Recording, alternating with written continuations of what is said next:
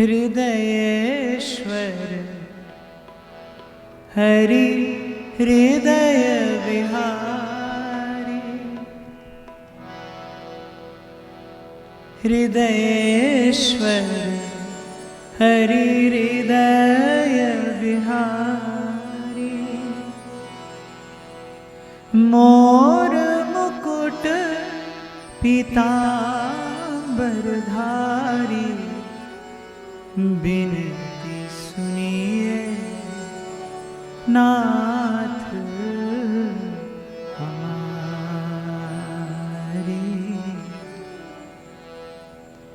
बिनती सुनिए नाथ हमारी।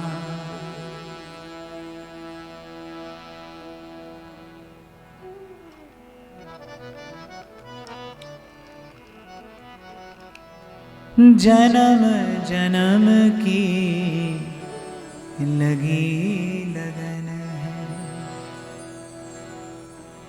जन्म जन्म की लगी लगन है।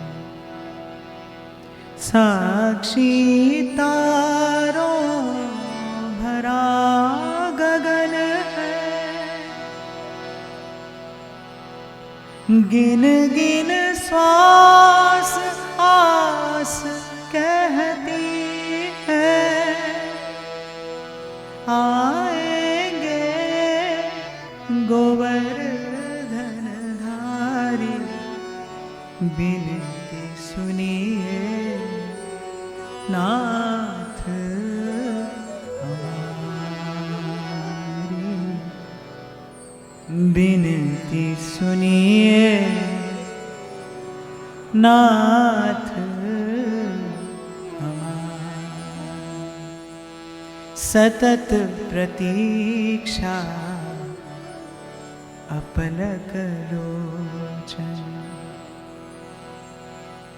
सतत प्रतीक्षा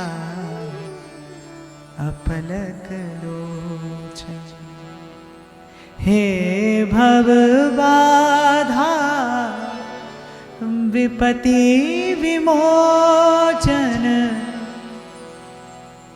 सतत प्रतीक्षा अपलक लोचन। हे भव बाधा विपति विमोचन। स्वागत का अधिकार दीजिए। स्वागत का अधिकार दीजिए। शरणागत है नयन पुजारी। बिनती सुनिए नाथ हमारी। हृदयेश्वर हरि हृदय विहारी। मोर मुकुट पीतांबरधारी। बिनती सुनिए नाथ हमारी। और कहूँ क्या अंतर्यामी। और कहूँ क्या तन मन धन प्राणों के स्वामी। एक बार आकर ये कहिए स्वीकारी। बिनती स्वीकारी। बिनती सुनिए नाथ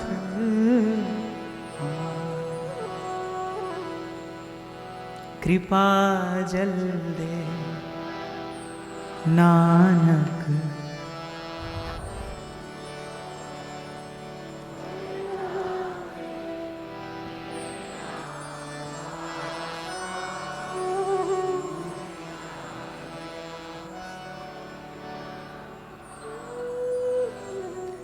हरि चरण कमल मकरंद लोभित मनो अनदिनो मोहि आहि प्यासा कृपा जल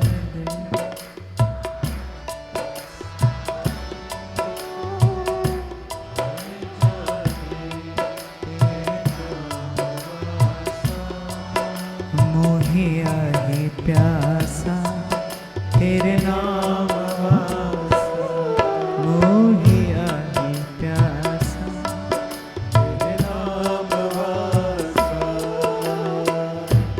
और कहूँ क्या अंतर्यामी और कहूँ क्या अंतर्यामी और कहूँ क्या अंतर्यामी और कहूँ क्या अंतर्यामी तन मन धन प्राणों के स्वामी तन मन धन प्राणों के स्वामी एक बार आकर ये कहिए एक बार आकर ये कहिए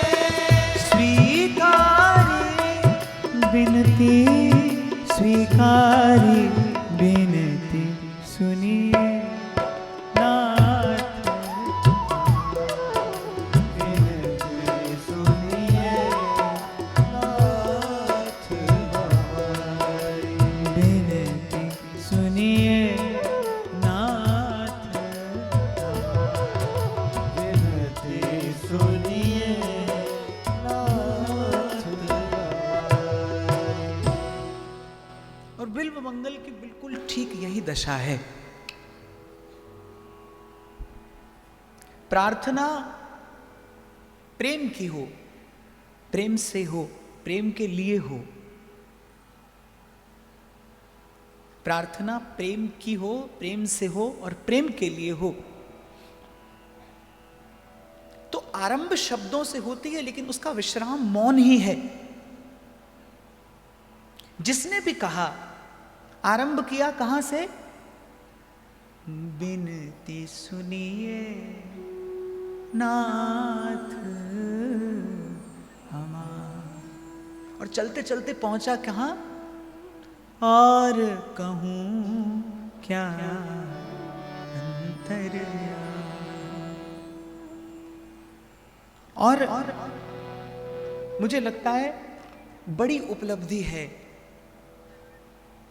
इस मौन तक पहुंच जाना, क्योंकि जिस भगवत प्रेम को प्राप्त करने के लिए आपने इस पथ पर पग धरा है, ये बात सदा स्मरण में रखने योग्य है कि प्रेम एकांत में घटने वाली घटना है, भीतर बाहर का एकांत।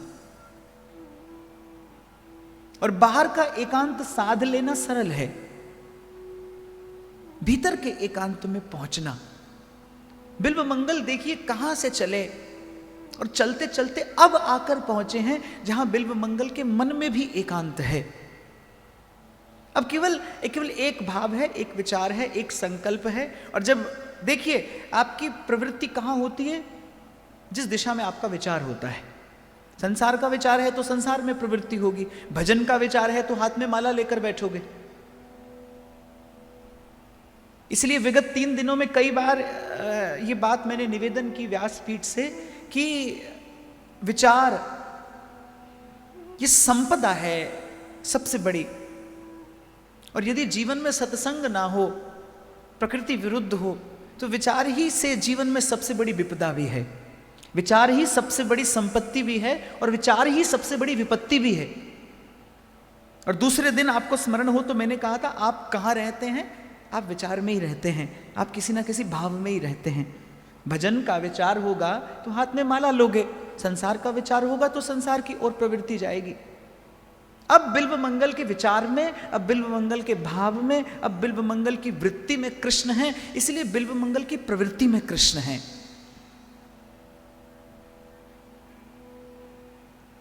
हाथ थाम कर छोड़ दिया भगवान ने। पर किस लिए? कि बिल्व मंगल को वो विरह की पीड़ा और उस पीड़ा जन्य सुख की प्राप्ति हो। वो जो मुझे पुकारने का सुख है, वो जो मेरे दर्शन की लालसा है, वो जो चाह है, वो जो चटपटी है। प्रेम सुख देता कैसे है? प्रेम का सुख है क्या? प्रियतम के मिलन में ऐसा सुख नहीं है जैसा प्रियतम से मिलने की चाह में है। इसलिए कल यही मैंने वाणी को विराम दिया था कि बिल्व मंगल को नवधा भक्ति का सुख मिले, इसलिए भगवान हाथ छुड़ाकर चले गए। उनका हृदय कठोर नहीं था।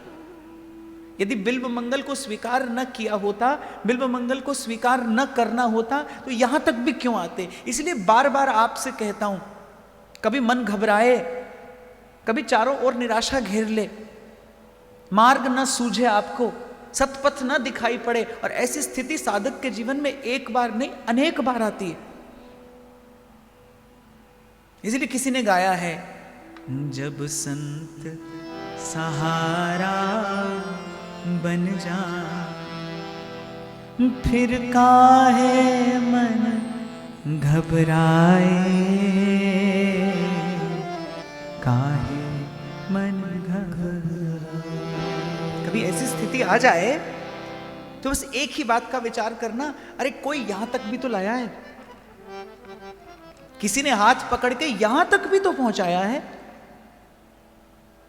क्योंकि गीता की बात यदि सुने तो गीता तो कहती है, बहुनाम जन्मनामन्ते ज्ञानवान माम प्रपद्यते।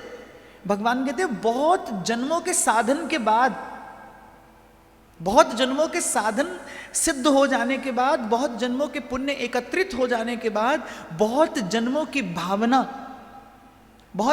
भावना सिद्ध हो जाने के बाद जीव को ज्ञान होता है, और ज्ञान होने के बाद जीव मेरी शरण में आता है। इसका मतलब ये हुआ, इसका अर्थ ये हुआ कि ज्ञानी भक्त हो या ना हो, लेकिन भक्त ज्ञानी होता ही है। और ज्ञान है क्या? मैं तो एक पंक्ति में तीनों लोगों का ज्ञान यहां से कह सकता हूं कि सार सर्वस्व श्री कृष्ण है।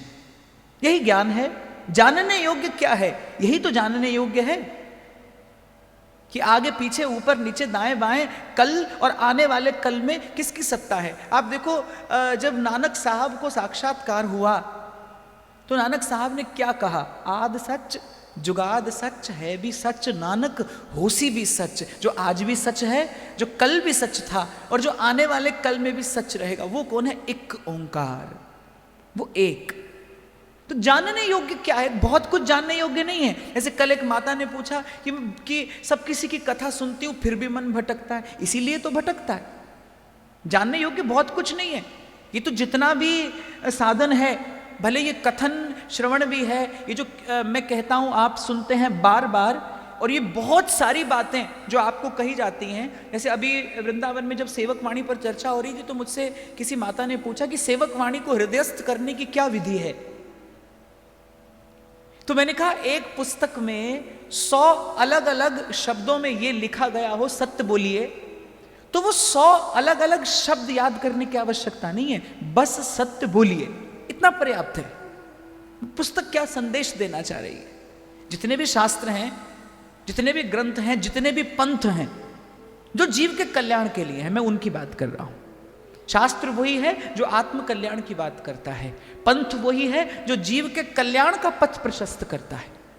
तो जितने भी पंथ हैं, जितने भी ग्रंथ हैं, जितने भी मत हैं, जितने भी विचार हैं, उन सबका सार एक बात है कि वो एक है।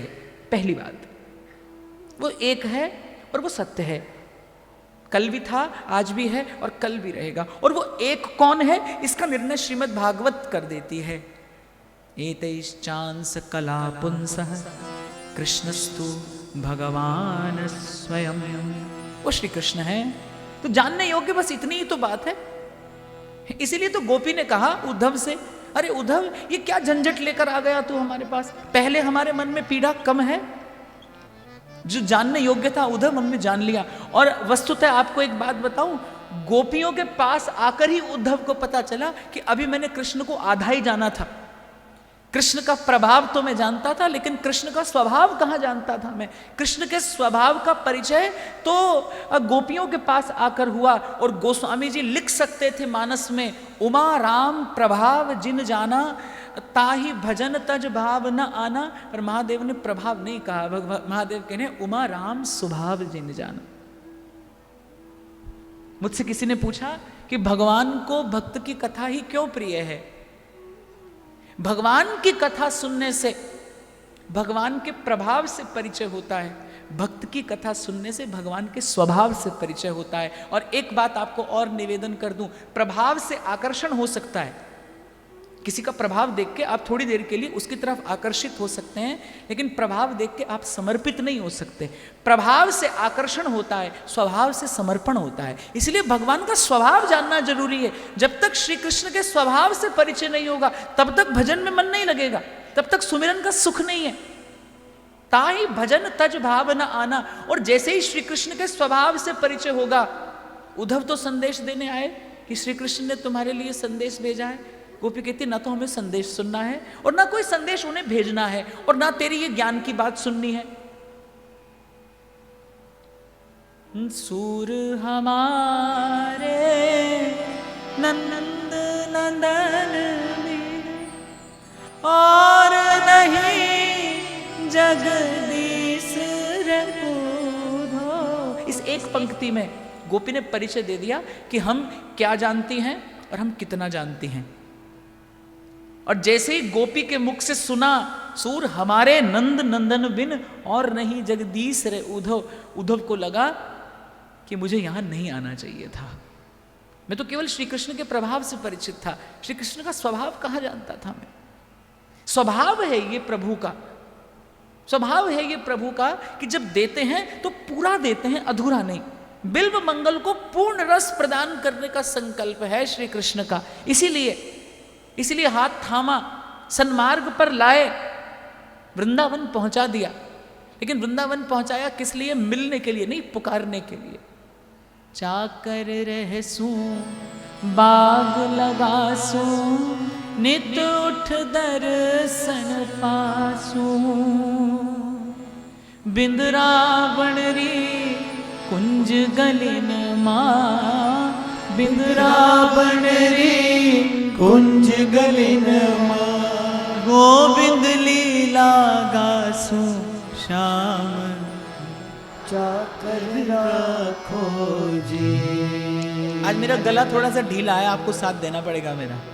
वैसे तो आप रोज ही देते हो। श्याम मने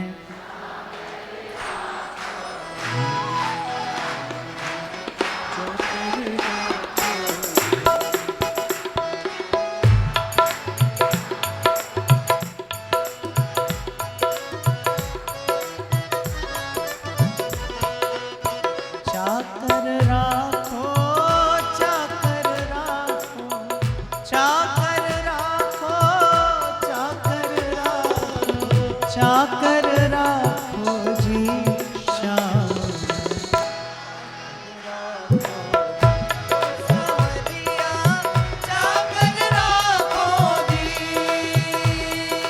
इसलिए मैं बार बार व्यासपीठ से कहता रहता हूं कि कोई कहे ना ये मंत्र लो 2 साल में, 3 साल में, 5 साल में पहुंच जाओगे, तो ऐसी गलती तो आप कभी ना करना।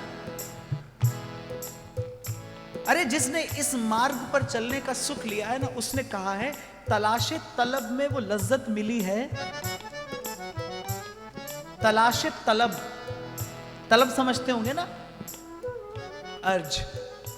तलाशे तलब में वो लज्जत मिली है, ढूंढने में ऐसा मजा आया है, ढूंढने में ऐसा सुख मिला है मुझे।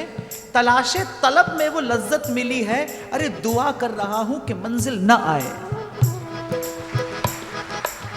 बस यही सुख देना चाहते थे श्री कृष्ण।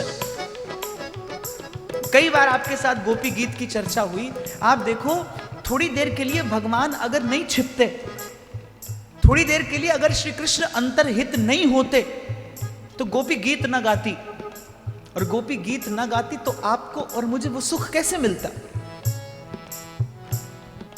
भक्ति का स्वरूप और स्वभाव बड़ा विचित्र और विलक्षण है। सान कामय माना निरोध रूपत्वात्। और कल भी मैंने आपसे निवेदन किया था, क्या विवश करता है, कौन विवश करता है भगवान को प्रकट होने के लिए, उस निराकार को साकार होने के लिए कौन बाध्य करता है? अनन्य भक्ति बाध्य करती है। अनन्य भक्ति, अव्यभिचारिणी भक्ति, पतिव्रता भक्ति, पतिव्रता भक्ति। तो जो लोग ये समझते हैं ना सबकी भक्ति करते हैं, सबकी भक्ति होती ही नहीं। सबकी पूजा हो सकती है, सबको सम्मान हो सकता है, सबका आदर हो सकता है, भक्ति भगवान की हो सकती है। और भगवान एक हैं, दो हो नहीं सकते। भक्ति का स्वभाव है ये, न कोई याचना न कोई प्रार्थना। मैंने कहा ना वो आरंभ भले शब्द से होती है, लेकिन चलते चलते पहुंच जाती है यहां, चलते चलते पहुंच जाती है यहां कि अब और कहूं क्या अंतर्यामी। जिसे पुकारने में सुख मिलने लगता है। इसलिए कल मैंने कहा था कि भजन के रस के लिए भजन करिए, भगवान से मिलने के लिए भजन नहीं। भगवान तो अपनी इच्छा से मिलेंगे जब उनकी इच्छा होगी। अभी तो केवल भजन का सुख पाने के लिए भजन करिए। इसलिए पंक्ति मेरी आत्मा में रहती है। ये भजन के सुख की याचना है। कृपा जल दे नानक सारंग को, होए जाते हैं तेरे नाम वासा, मोहि आहे प्यासा और तेरे नाम वासा। इस सुख के लिए छोड़ दिया हाथ पकड़कर बिल्व मंगल का। बिल्व मंगल को अब सुध आई, वृंदावन सुख देने लगा था। चाकर रहसू बाग लगासू, नित्य उठ दर्शन पास। चाकर रहसू बाग लगासू, नित्य उठ दर्शन पासू। बिंद रावण रे कुंज गलिन मां, बिंद रावण रे कुंज गलिन मां, बिंद रावण रे कुंज गलिन मां, गोविंद लीला दासु श्याम। चाकर राखो जी श्याम मन चाकर राखो जी, श्याम मन चाकर राखो जी, श्याम मन चाकर राखो जी।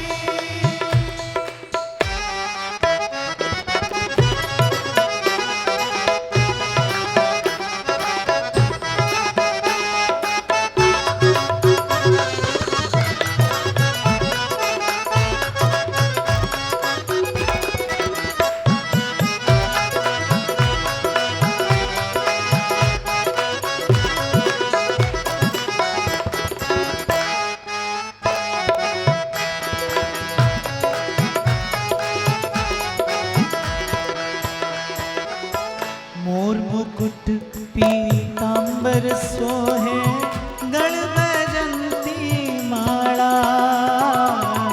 मोर मुकुट पीतांबर सोहे, गल में जंती माला। बिंद रावण मां धेनु चरावे, बिंद रावण मां धेनु चरावे, मोहन मुरली माला श्याम मन चाकर राखो जी,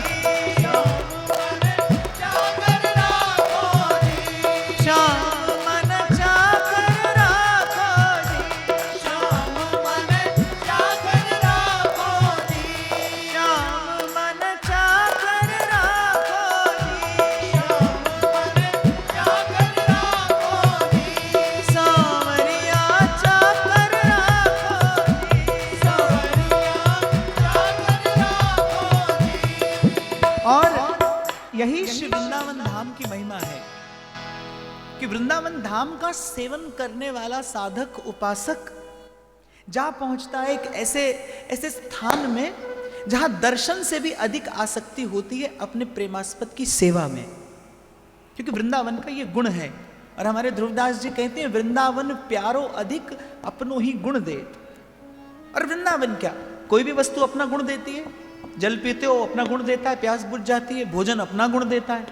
किस प्रकृति का भोजन करते हैं आप, वैसा ही परिवर्तन आपके मन में होने लगता है। सात्विक आहार से सात्विक परिवर्तन आता है, राजसिक से राजसिक परिवर्तन आता है। कोई भी वस्तु अपना गुण देती है, ऐसे वृंदावन भी अपना गुण देता है। जो वृंदावन का सेवन करता है, जो वृंदावन का भजन करता है, वृंदावन उसे अपना गुण देता है। और बस मौन होकर प्रियतम के मिलन की आशा लगाए रखना, ये वृंदावन का ही गुण है। आप कहीं भी चले जाइए, कहीं भी हुआइए, कहीं भी भगवान का दर्शन कर आइए, आपको कोई स्थान ऐसा नहीं मिलेगा जहां भगवान से प्रार्थना न की जाती हो, जहां स्तुति न की जाती हो, जहां प्रार्थना न की जाती हो। एक यही प्रेम देश ऐसा है, एक यही परिधि ऐसी है जिसमें जीव प्रवेश करता है और प्रवेश करते ही मांगना भूल जाता है। कोई कह सकता था, उस सजनी चलो बधाई लेने, किसी ने नहीं कहा। लेने का भाव तो ब्रज की सीमा से बहुत पहले समाप्त हो जाता है।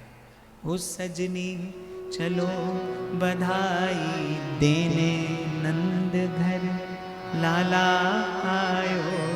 बधाई देने, जिसके पास जो था और कुछ नहीं था, और कुछ नहीं था अगर देत है असीस बाल, चिर जिए तेरो लाल, देत है असीस। इस भावना का दर्शन आपको ब्रज के अतिरिक्त कहीं पर नहीं होगा। श्री कृष्ण की सत्ता तो 3 लोक 14 भुवन में है, अखिल लोक ब्रह्मांडन में जिनकी ठकुराई है, पर यह दर्शन आपको नहीं होगा, ये भाव आपको अन्यत्र नहीं देखने को मिलेगा। ये वृंदावन का गुण है, ये वृंदावन की महिमा है। और जिस दिन वृंदावन जाते जाते आप जाते तो हो ये भाव लेकर कि आज ठाकुर जी से ये कहेंगे, आप गए तो ये भाव लेकर हो कि आज प्रभु से ये कहेंगे, लेकिन जब आप लौट रहे हो तब आपको सुध आए कि अरे कहना ही भूल गए, उस दिन समझना आज वृंदावन ने अपना प्रसाद दिया है। ये वृंदावन का प्रसाद है। कोई भी प्रसाद ले आना सरल है, पर ये वृंदावन का प्रसाद है। जब केवल एक अनुभव, केवल एक एहसास, जिसे केवल रूह से महसूस किया जा सकता है, जब वो लेकर लौटे आप वृंदावन से, जब वृंदावन को देखकर वो घड़ी दो घड़ी जहां बैठे, वो जमीन महके, वो शजर महके, तेरी खुशबू से सारा घर महके, तेरे आने की जब खबर महके। और आप बिल्कुल भी ये ना समझना कि मैं केवल पुस्तकों की लिखी हुई बात आपको सुना रहा हूं।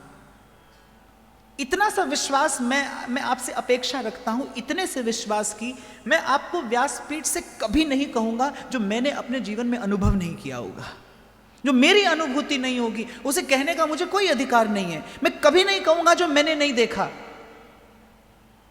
इसलिए पहले दिन मैंने आपसे कहा था कि मैं भी इन्हीं संसार की गलियों में भटकता था। यही संसार था, यही मैं था, और यही आप भी रहे होंगे। और बड़ भागी मैं सतगुरु पाया और मन की दुविधा दूर भगाई, और जो वस्तु मैं खोजी जग में सो वस्तु घट भीतर पाई। बड़ भागी मैं सतगुरु पाया। हां, यहां कृपा हुई, यहां कृपा हुई। और नानक गाते हैं इसी कृपा के क्षण को, कुर्बान जाऊं सो वेला सुहावी जित, तुमरे द्वारे आया। नानक को प्रभु भय कृपाला, सतगुरु पूरा पाया। सतगुरु पूरा पाया।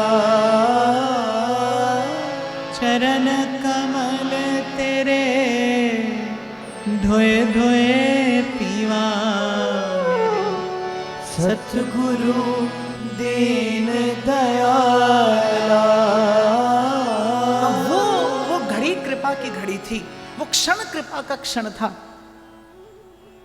वो जन्म सफल कर देने वाली घड़ी थी। उसका उत्सव तो मैं जीवन भर मनाऊंगा, उसका उत्सव जीवन भर मनाऊंगा। और संयोग से आज लगभग 16 वर्ष के पश्चात आज वो दिन है जिस दिन मैं वृंदावन के लिए घर से चला था और कल के दिन पहुंचा था।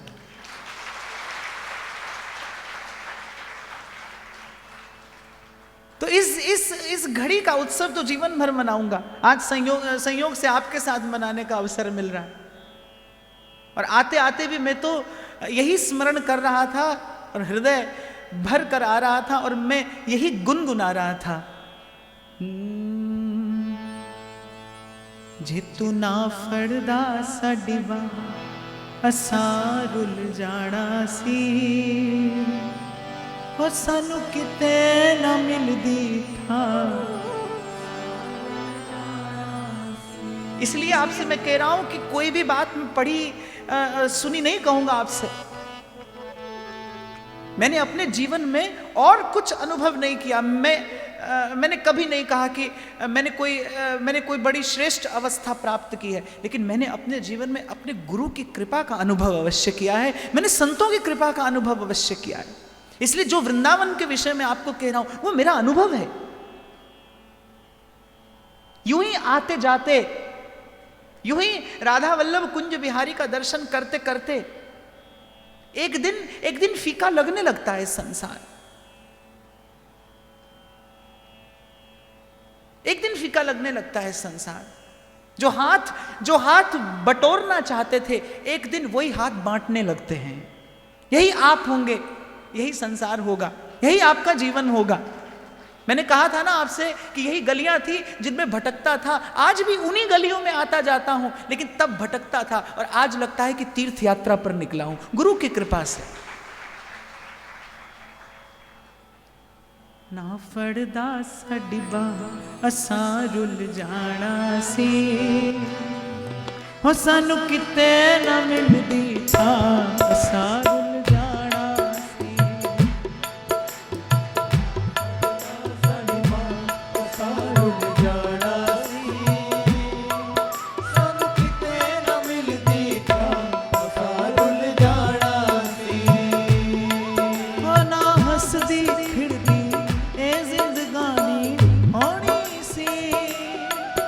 इस जीवन दी कुछ होर कहानी होनी। जिंदगानी होनी सी, जीवन दी कुछ होर कहानी होनी सी। तुसी ला लिया नाल चरना असां रुल जाना सी, ओ सानू किते ना मिलदी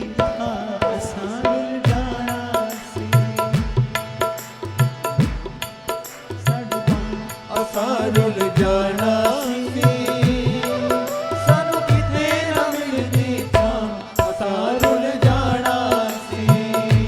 और इसीलिए कल आपसे कह रहा था बाप, 2 पग आगे बढ़ जाओ इस मार्ग पे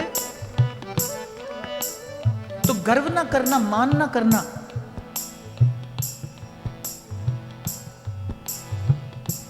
अल्प सा जीव, आधा अधूरा, और वैसा ही उसका भजन, वैसा ही उसका साधन। कहां भजन साधन से भगवान मिलते हैं? बस शीश झुकाकर विनय भक्ति के साथ उसकी कृपा मनाते रहना। आज उत्सव का दिन है और मैंने पहले दिन आपसे कहा था कि कृष्ण का अनुराग हृदय को स्पर्श करे तो जन्माष्टमी है, और प्रेम का रस स्पर्श करते ही सबसे पहले मस्तक झुकता है।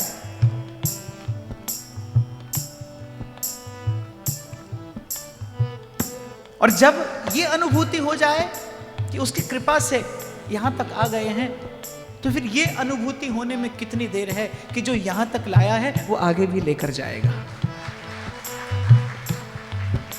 ना हस दी खिड़दी ए जिंदगानी होनी सी, इस जीवन दी कुछ हो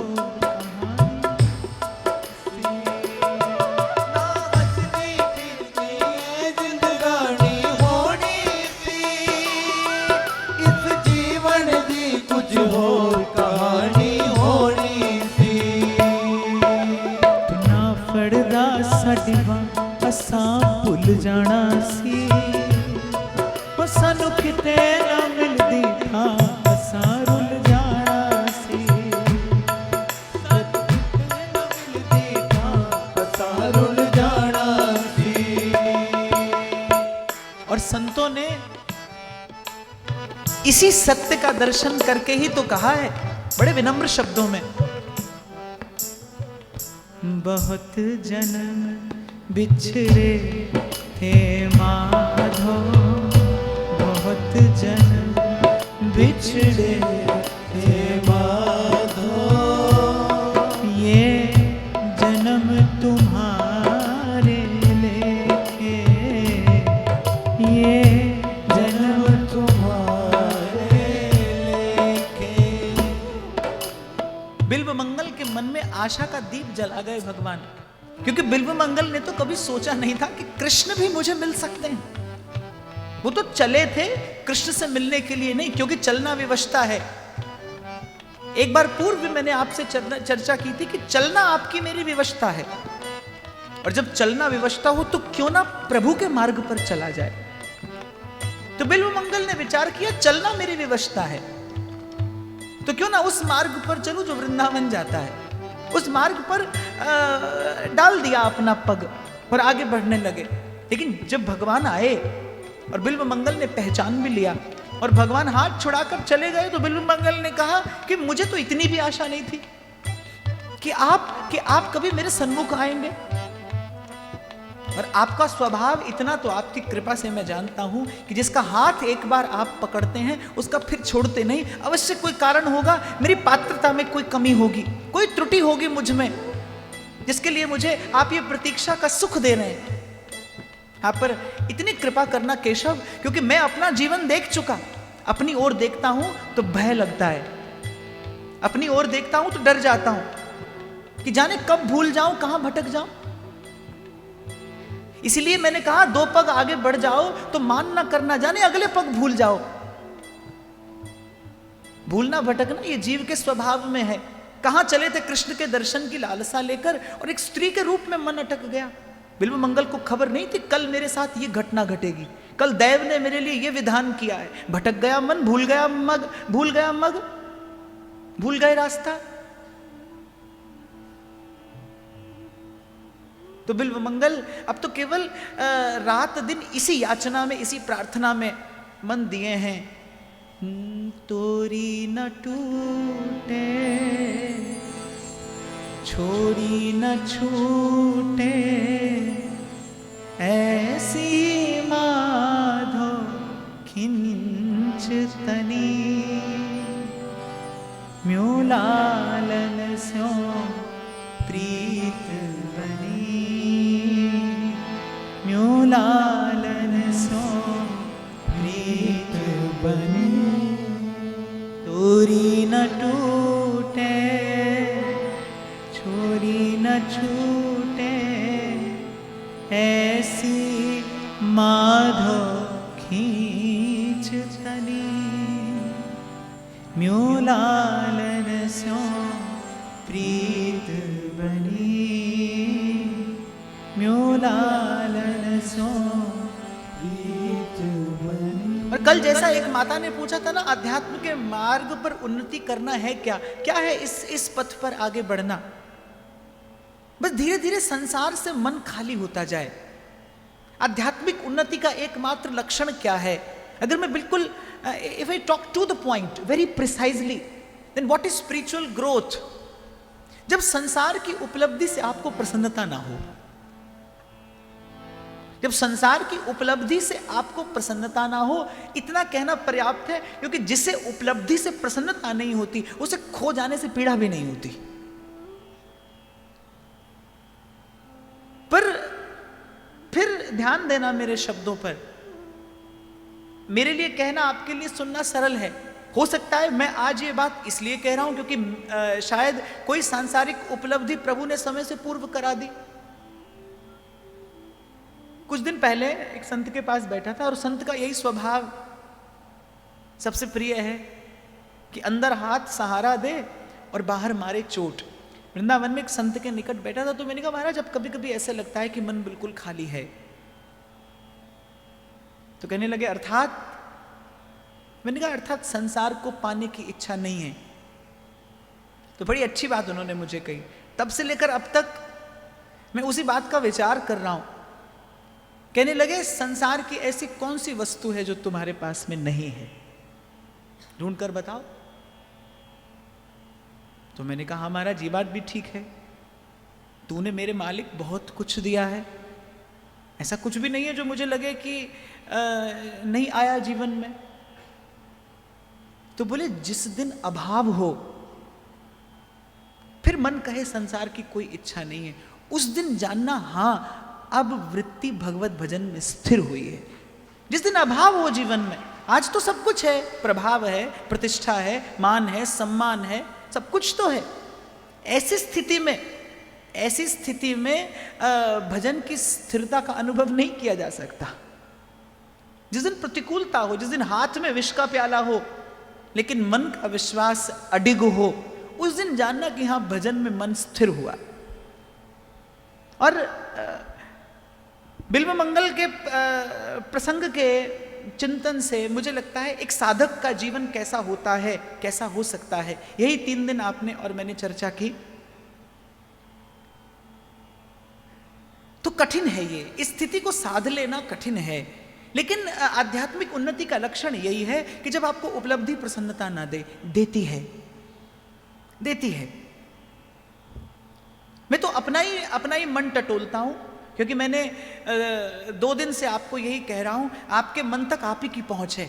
इसलिए अपने मन तक पहुंचने में ईमानदार रहना, क्योंकि अंतर्यामी आपसे पहले आपके मन की गति जानता है।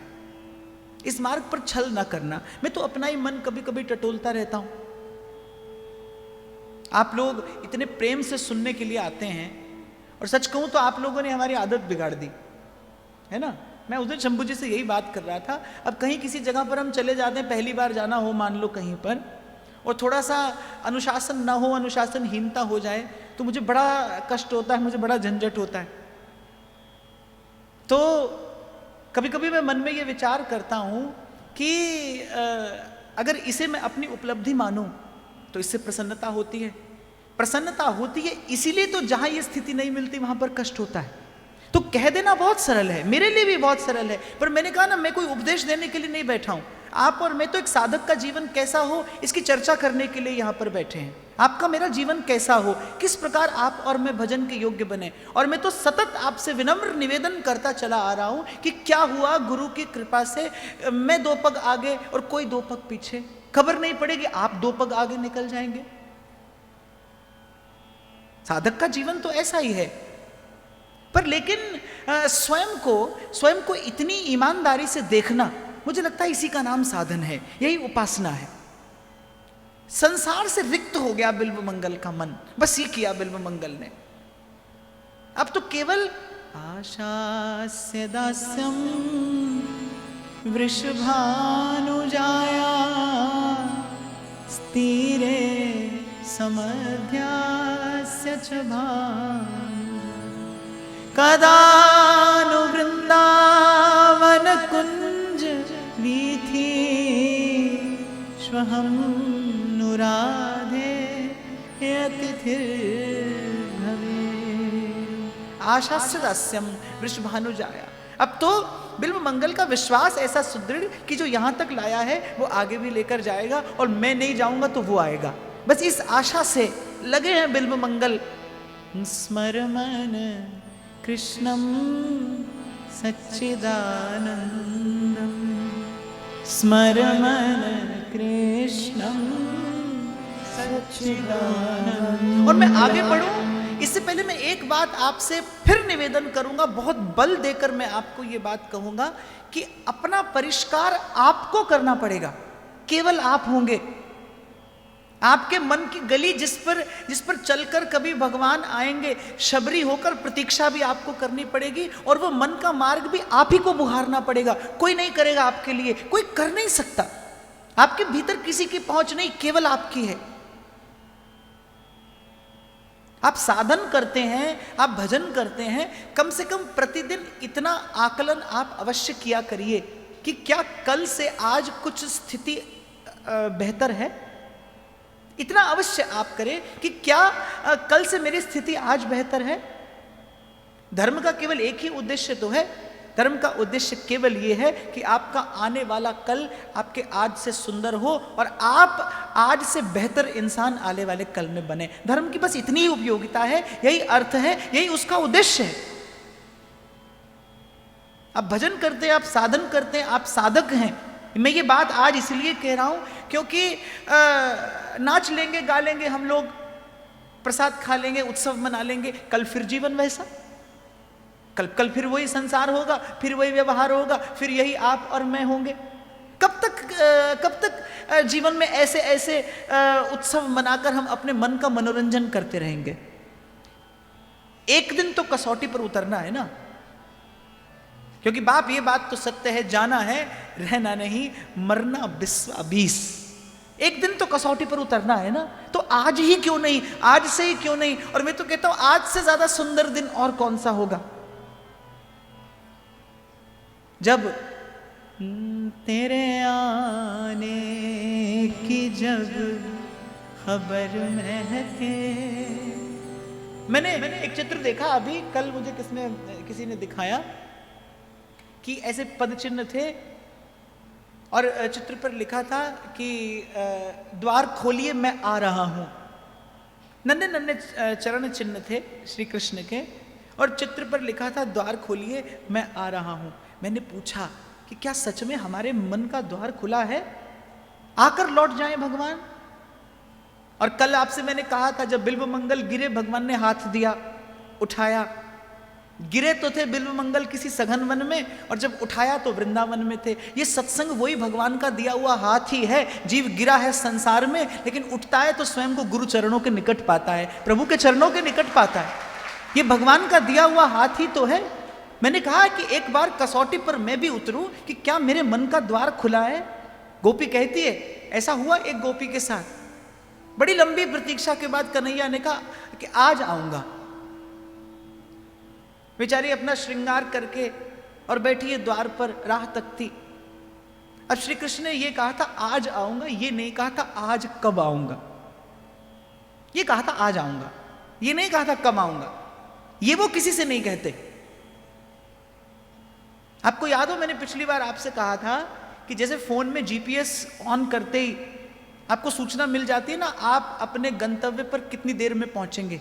ऐसे ही जिस दिन जीवन में गुरु आता है, इतनी सूचना तो मिल जाती कि इसी जन्म में भगवान मिलेंगे। कब मिलेंगे ये नहीं कहा जा सकता, पर मिलेंगे। नहीं तो यहां तक आने का सुयोग नहीं बनता, नहीं बनता बाप। मैं तो दुनिया भर में घूमता हूं, देखता हूं कैसा जीवन मनुष्य जी रहा है। इसलिए तो कल कह रहा था कभी कभी तो मुझे डर लगता है, भय लगता है। मैं तो विचार में पड़ जाता हूं कि जिन लोगों के जीवन में ये भाव नहीं होता, जिन लोगों के जीवन में ये संबंध नहीं होता, वो कैसे जीवन जीते होंगे। जीवन जीने का आधार क्या होता होगा, किस दिशा में जीवन आगे बढ़ता होगा।